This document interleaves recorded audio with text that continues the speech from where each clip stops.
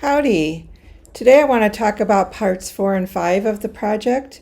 Make sure you've read parts 1 through 3 because every part builds on the previous part. So at this point, you should have read all 5 parts. So just to kind of go back as a reminder, this is a project that everyone is going to create an individual training program for, okay, using PowerPoint 365 and the interactive features. So as part of this scenario, we're creating a training program for Texas Bluebonnet Community College to teach international students skills in how to prepare for interviews. Okay, so in a previous part, we came up with our instructional goal, okay, which is here. Okay, and you've reviewed that in the prior sections.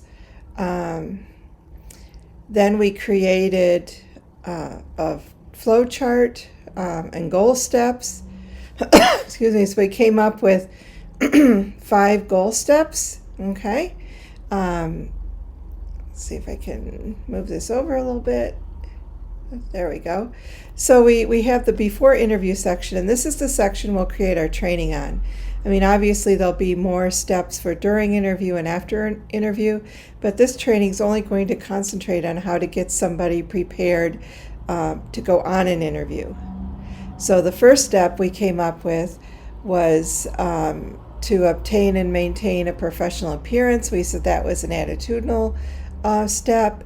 Then we have to complete basic information about the interviewing organization, and then compiling a list of interviewing questions, and then to understand common answers to questions that they're going to be asked, and lastly, to obtain their padfolio. Okay, so the next step is to do the subordinate and entry-level skills. So once we have our main goal steps, we want to expand on each step, and we want to know what will the person be doing in order to carry out that step, and it goes into more detail. So for this project, that part's done for you. So you can see here the 5 steps have been expanded into the various sub-steps, and everything's numbered nicely and so on. So read through this, and here's a bigger copy of that.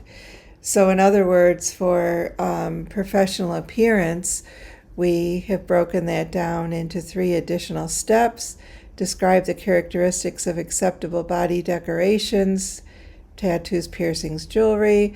Describe characteristics of good hygiene. Describe characteristics of proper dress. And those we've identified as verbal goals, okay, is referenced by the V there. And then so on and so forth through the chart. Okay, so these are the things that you will be creating your training to teach them. These are the skills. Okay, so look this chart over because you'll be seeing it a lot between now and when you do your project. Okay, so we've done the goal steps. Okay, so the next part is we want to look at the learner and the context. So what we need to do is describe the characteristics of the target population. Who are these learners that are going to be taking our training? Because if we don't know the learner, it's very hard to gear the training toward them in order for them to be engaged and for them to meet the instructional goal. Then secondly, we have to describe the contextual characteristics of the setting where they're going to use their skills. This is called the performance context. This is where they're actually going to be carrying out what we taught them. This is back in their workplace. And then we also want to describe the contextual characteristics of where the training will take place. This is the training context where we're actually going to be conducting the training. Okay, so look this over. This just goes into some detail of the different things that we really want to know about our learners. We want to know their cognitive abilities. I mean, are they able to learn these skills? What previous experiences do they have? How motivated are they? Why are they motivated? personal learning style, the clarity of the message, the interaction with the environment. So we want to know those things in order to best create our training geared toward the learner and their characteristics and how they learn and become engaged.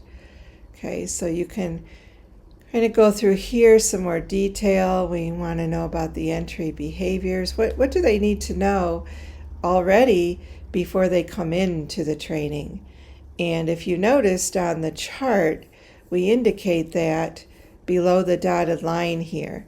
So for our particular training, when they come to the training, we expect that they have the ability to speak English, they have the ability to read in English, ability to write in English, and the ability to use a computer and the internet. So those are the entry-level skills that every learner has to have, because we're not going to be teaching that. They have to come with that in order for the training to be effective. Okay, so what prior knowledge do they have? Maybe they have some knowledge that's incorrect, and we need to know that. Attitudes about the topic. How are they motivated? What motivates them?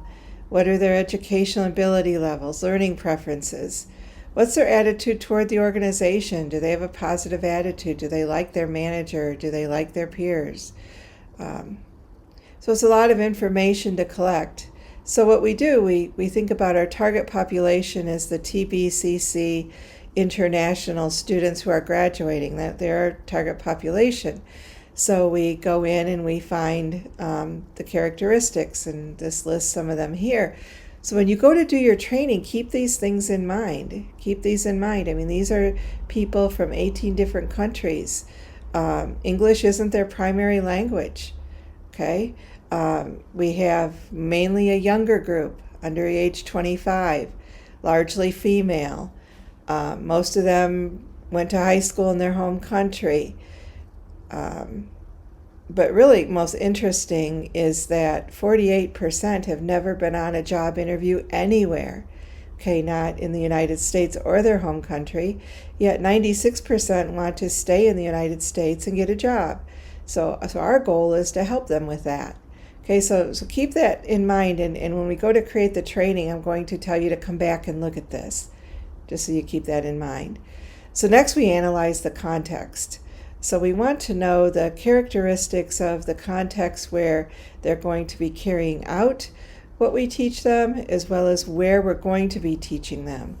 So the performance context is where they're going to actually carry out the skills after we teach them. Okay, so we want to know, how supportive are the managers? What's the physical aspects, the social aspects, relevance of skills to the workplace? And this is important. If you remember, in previous classes, we talked a lot about transfer of training and how we need to make sure that when we teach somebody something, that they're transferring those skills to the performance context. And it's important to analyze that here, because the closer we can make the training context be like the performance context, the more likely we'll have the transfer of training. Okay, so that's why we're concerned with that. So we said the performance context will be at the learner's homes and the job interview location. They will be using these skills when preparing for an attending interview. So that's the context. The learning context, we want to know various things about that, which you can read here. For this case, the learning context is going to be online. Employees will take the training in an individual format on a computer.